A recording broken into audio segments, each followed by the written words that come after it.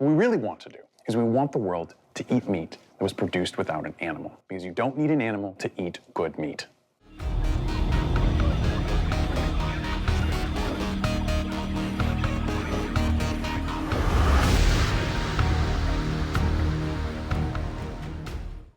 For all of humanity, meat has been equated with animals. And we've had modern domesticated animals for 10,000 years, since the advent of agriculture. All of humanity, we have always assumed that meat equals animal.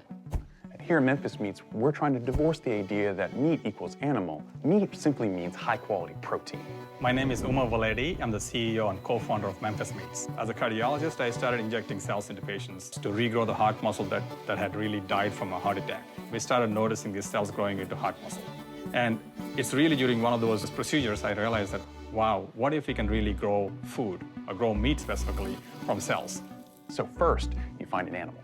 You get the cells from that animal that you need. Just like any animal, you have to feed it, and it has to drink. So the cells need the same thing. They need food, and they need water. You get that to the cells, you grow them, turn them into muscle, and then that muscle is then turned into meat. So these cells can grow in a place where there is really no contamination with bacteria or fecal material, and that lets them really grow into the muscle tissue, which is essentially the meat that we're eating. And once we feel like this meat has reached a process where it's either tender or much more mature, then we just harvest it. What we're producing is the same meat as you would get from an animal. We just took the animal out. We're not creating anything. It's already existing. We have the benefit of evolution, millions of years of evolution, producing the cells that we start with.